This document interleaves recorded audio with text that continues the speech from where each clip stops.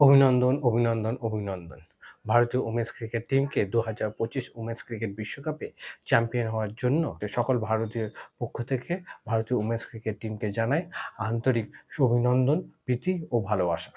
High, hello, নমস্কার। ২০২৫ women's cricket বিশ্বকাপের final ম্যাচে ভারতীয় উমেন্স টিম শেফালি ভার্মা ও দীপ্তি শর্মার অসাধারণ ব্যাটিং ও বোলিং প্রদর্শনের কারণে ভারত দক্ষিণ আফ্রিকাকে ৫২ রানে হারিয়ে উমেন্স ক্রিকেট বিশ্বকাপ চ্যাম্পিয়ন হয়েছে। উমেন্স ক্রিকেটের ফাইনাল ম্যাচে দক্ষিণ আফ্রিকা টসে জিতে প্রথমে ফিল্ডিং করার সিদ্ধান্ত নেয়। ভারতীয় উমেন্স টিম ব্যাটিং করতে এলে স্মৃতি মান্ধানা ও শেফালি ভার্মা দুজনেই ভারতকে জবরদস্ত শুরুয়াত দেয় এবং দুজনের মধ্যে ১০৪ রানে দুর্দান্ত পার্টনারশিপ হয়।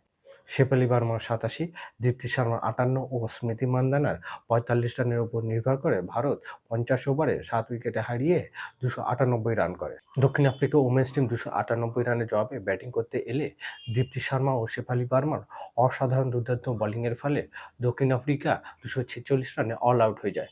এর ফলে ভারতীয় উমেন্স ক্রিকেট টিম দক্ষিণ আফ্রিকা ৫২ রানে হারিয়ে উমেন্স ক্রিকেট বিশ্বকাপের চ্যাম্পিয়ন হয়ে যায়। দক্ষিণ আফ্রিকার ক্যাপ্টেন লরা ভলভাট ১০১ রানে দুর্দান্ত ইনিংস খেলে। ভারতীয় বোলিং ইনিংসে দীপ্তি শর্মার ৫টি ও শেফালি ভার্মার ২টি উইকেট ভারতে এই বিশ্বকাপ জেতার জন্য বড় ভূমিকা পালন করে।